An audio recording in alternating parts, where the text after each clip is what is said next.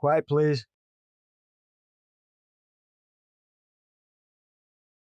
Quiet, please.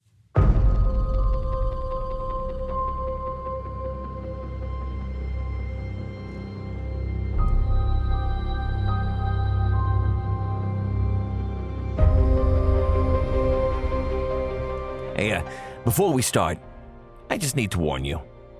This guy Irving is a real schmo. I mean, he'll tell you so himself. To that end, I want to give you a little content warning, as this episode contains descriptions of domestic violence. I'll remind you that this was written back in 1948. That's just context, not excuses. But if you've been with us before, well, you know how this usually goes. Foley Mara Studios presents Quiet Please, which is written by Willis Cooper and directed by Chuck and Megan Mara. Quiet Please for tonight is called Baker's Dozen. I thought of that. You see, I used to be a baker. Everybody was always asking for an extra bun or an extra donut or one more Parker House roll when they bought a dozen, see? I was supposed to be some kind of old-time custom or something for bakers. But I wouldn't put out. Not me, I tell them, not me. Don't you know, 13's an unlucky number, I'd say? And a wise guy would always say, unlucky for who? I'd say unlucky for any baker that gives away stuff, I'd say. So they'd maybe laugh. But I never lost very many customers, I guess. Anyway, you try to get a baker's dozen of anything nowadays from anybody. You get a hole in your head quicker. Well, so, Baker's Dozen is a kind of cute name for a story, I think. Hey, listen. Listen, see if it ain't, huh? I had this wife, see, and she has a tough time with me. I'm always biting the top off a bottle of schnapps and then coming home and taking it out on her. I love her, sure. Sure, I love her. But I'm a great big schmo that ain't got sense enough to leave the bottles in the saloon. And when I got 8-9 slugs in me, I'm a double schmo. Charlie Brooks already gave me the heave-ho 64 times. For a long time, I'm not very welcome at Charlie's bar. He said once if he knew how to make a Mickey, he'd present me with a double one for free. So, I'm not one of his favoriteest fellas, see? And with my old lady, every time I come home singing 3 cheers for George Junior High, she starts ducking. Could be because I don't like what she's got for supper, or why she don't get a new dress, or why she's been biting her fingernails again, and boom, I'm giving her hits. That's me. A schmo in spades. It don't make any difference I'm nice to her when I'm not drinking that stuff, because I'm practically always drinking the stuff, and... Man, I'm sorry. But so what? You think she ever hangs one on my chin? No, she don't. And she don't holler copper on me either. One time, there was a copper at drinks, though, and he hears me pushing her around, and he comes in. She says she hit her nose on the door.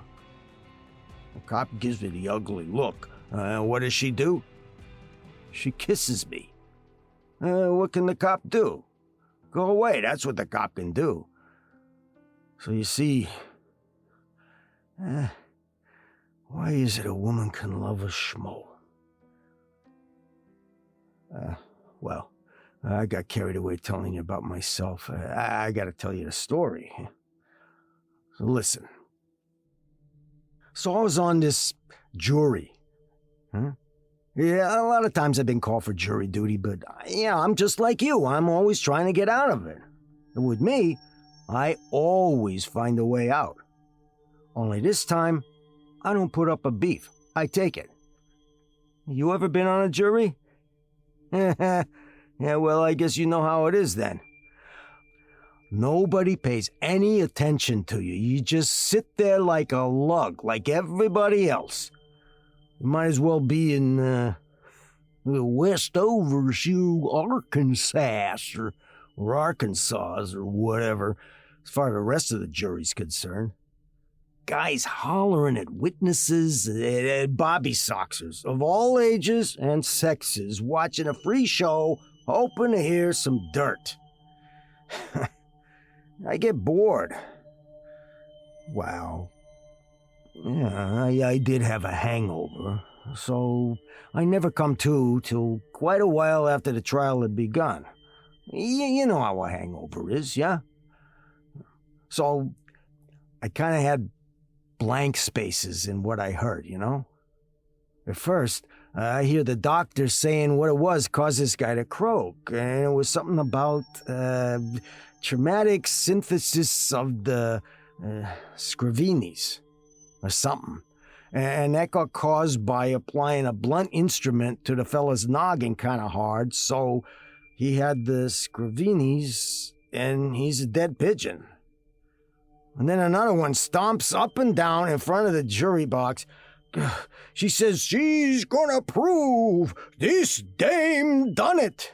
She's gonna, by gravy, have her hung if only the fine jury will cooperate. And another fellow with a red mustache, he objects. And there's a copper that says, yeah, he found a guy with his noggin bent in and yada yada yada all over the place till my noggin hurts and yeah, I kinda go to sleep or something. Then I'm waked up like a stick and a pin in me. You know, I'm telling you about this Charlie Brooks, how he used to do me in his bar. Well, who is all of a sudden sitting on the witness stand but Charlie Brooks? Listen. My name is Charles Brooks. Your occupation, Mr. Brooks? I'm a bartender. And a very good one, I hear. And I pipe up and I say, he makes the best martini in town. See, I don't hold no grudges, because after all, I'm a schmo and he should throw me out. Nobody even looks at me. The gal just goes right on. Did you know the deceased, Mr. Brooks? I certainly did. And what sort of man was he, Mr. Brooks? I would say he was, not a good man. And what do you mean by that? Well, he was quarrelsome. Quarrelsome. Yeah, when he drank, he was quarrelsome. Just like me, huh, Charlie? Did he drink at your bar often, Mr. Brooks? He used to, but, I refused to serve him for several months. Just like me. But he came on the night he was murdered. I mean, the night he died, he wasn't murdered. Move to strike that last part out, Your Honor. Strike it out. Confine your statements to answers to my questions, Mr. Brooks. The jury will decide if murder has been committed or not. Yes, ma'am. Now tell me, Mr. Brooks, did you know of any quarrels this man had with his wife? Oh, yes, ma'am. And how did you know? He told me. That was one of the reasons I told him not to come back to my bar. I see. You said you saw him the night he died? Yes, ma'am. He came in drunk and wanted to buy a drink, but I said no and I threw him out. Personally? Personally, yes. Yes, ma'am. Personally. It's quite impossible, isn't it, that any injuries you might have inflicted on him when throwing him out could have resulted in his death? Ma'am, would you, repeat the question, please? Let me put it this way. You don't think that you injured him badly enough to have caused his death? Lady, I kicked him. You didn't kick him in the head? No, ma'am, I did not kick him in the head. You would say that he was a bad, vicious, wicked man then, Mr. Brooks? I certainly would. And that he gave others good cause to kill him? I certainly do. I mean, he did. Especially his wife. Lady, they should give her a medal. That will be all, Mr. Brooks. And here comes Charlie stepping off from the witness box and walking across the floor past the jury box right in front of me.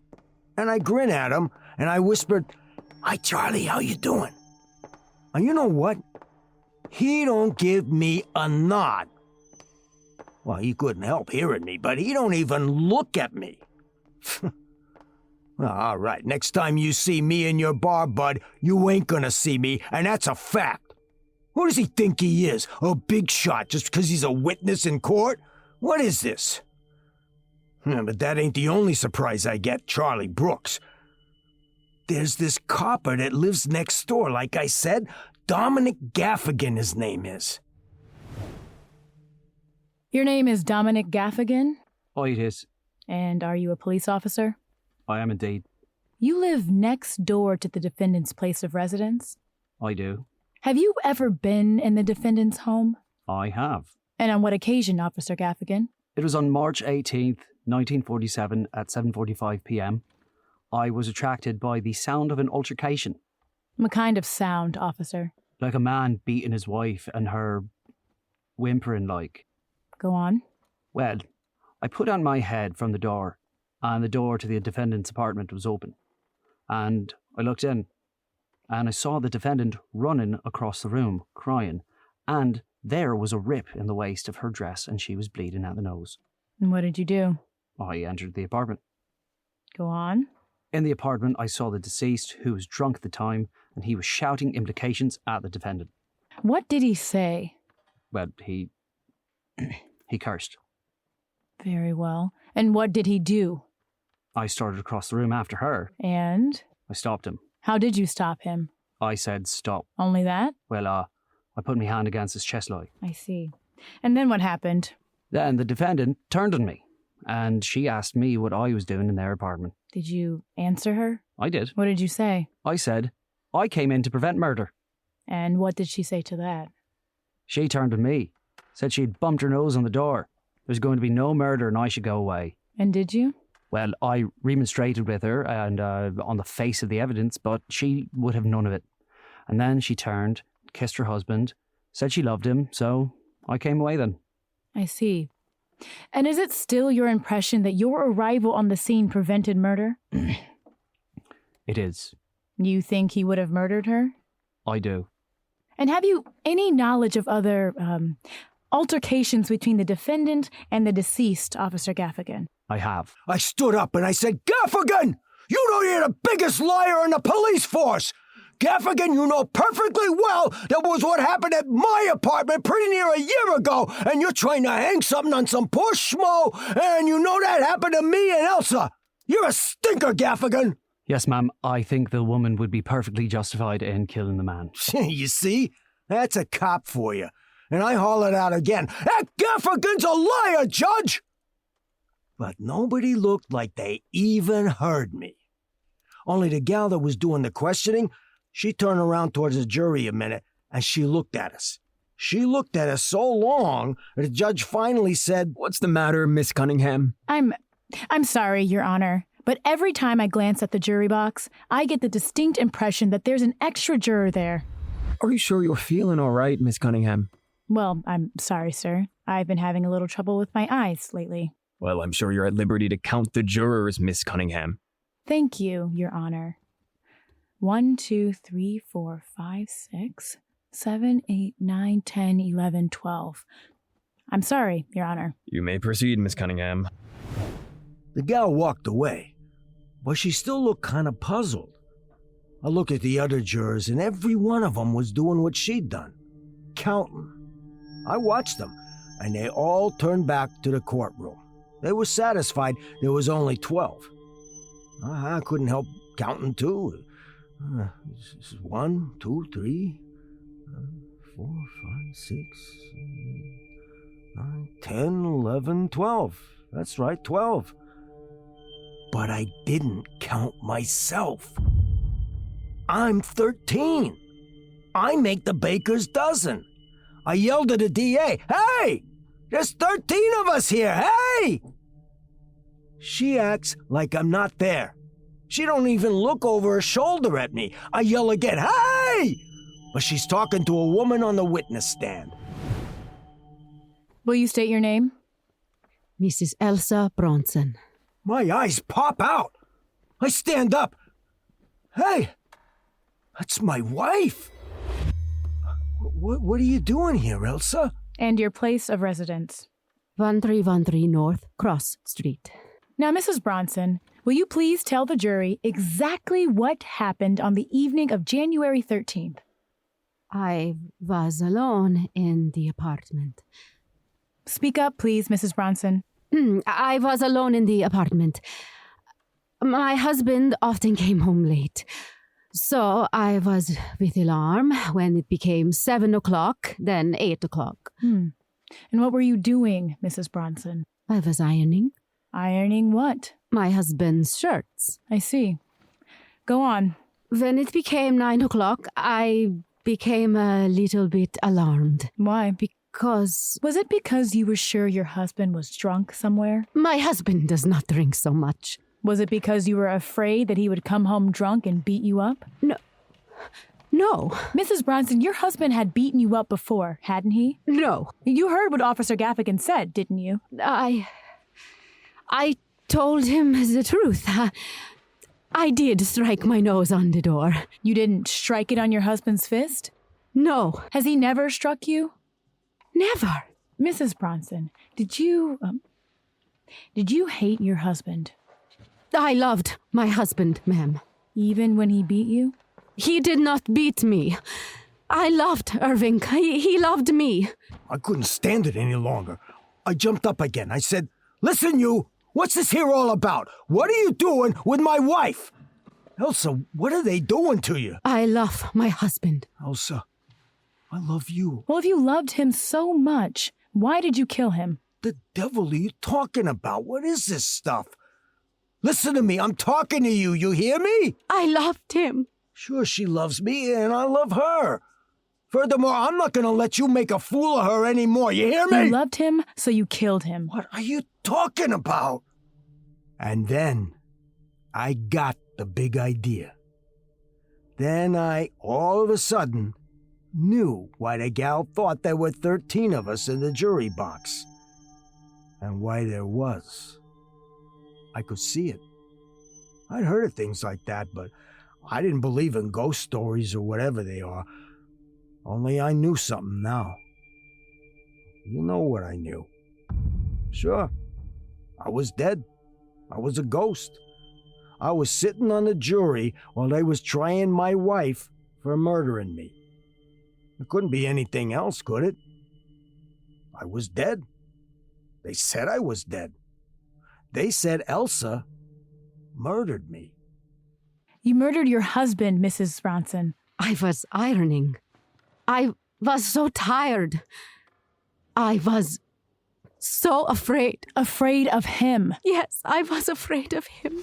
And he did beat you then. Oh, yes, I lied. Believe me, he was a good husband to me sometimes.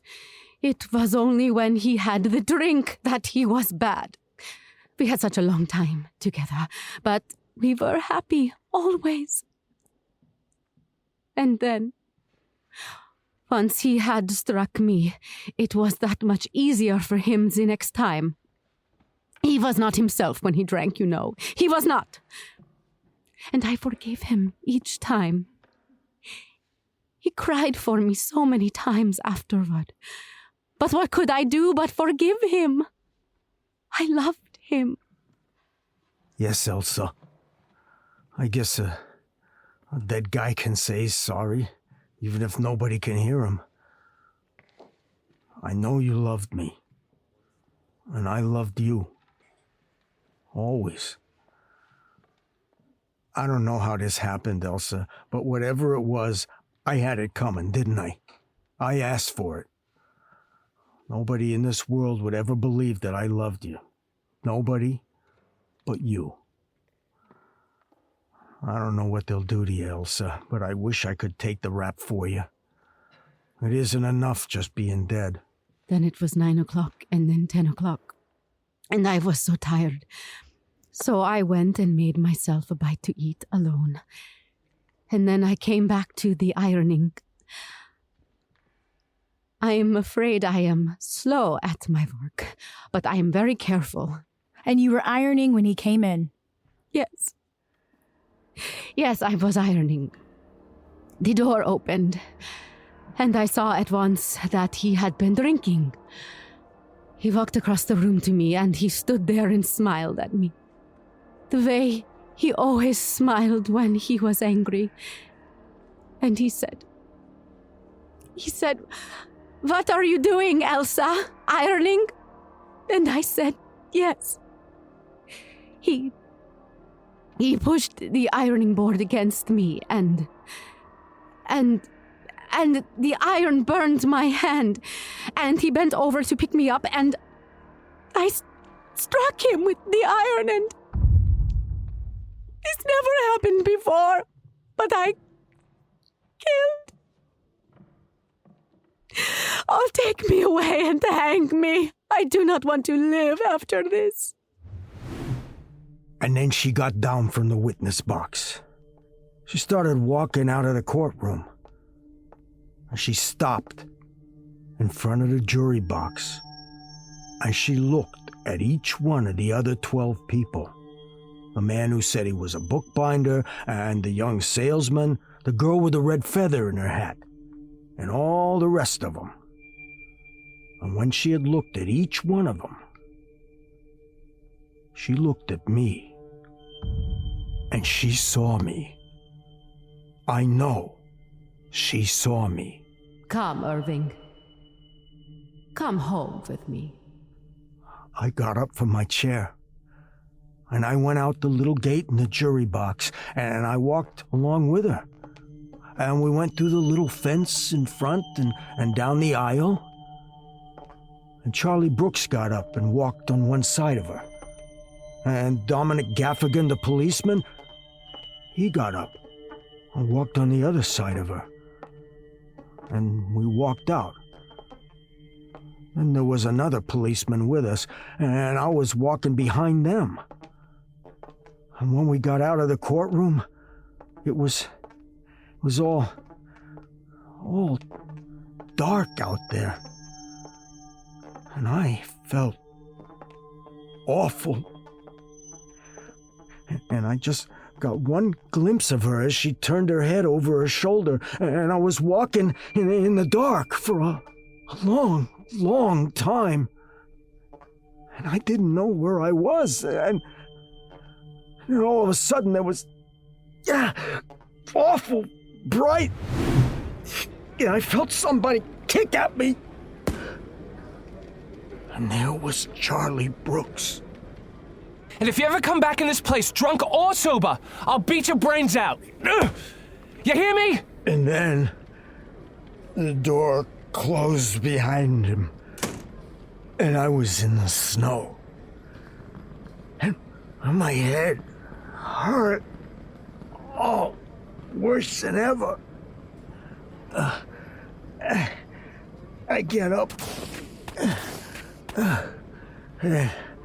and I walk in the snow. Oh, I stagger. I stagger a long way in the snow. I'm going home.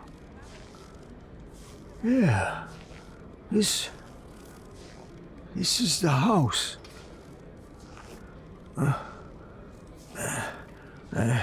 And this is the stairway.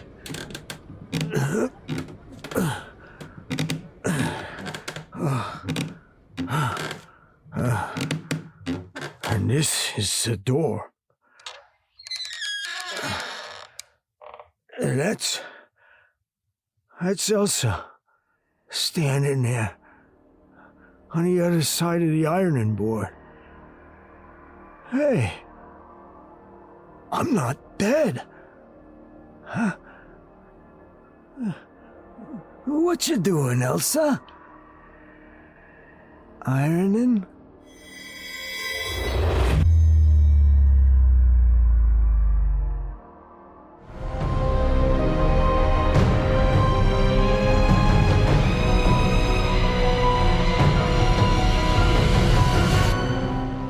You have listened to Quiet Please, Baker's Dozen, which is written by Willis Cooper and directed by Chuck and Megan Mara. Irving, the person who spoke to you, was played by Richard Cancino. And Elsa was Caroline Keeler. The district attorney was Ashley Morgan. Gaffigan was played by Alan Starzinski. Charlie Brooks was Ron Morehouse. And the judge was Brian Noble. This episode of Quiet Please was originally aired on January 19th, 1948 by the Mutual Broadcasting System. This recreation of Quiet Please comes to you from Los Angeles and is produced by Foley Mara Studios. So, until next week at this same time, I am quietly yours, Richard Cancino.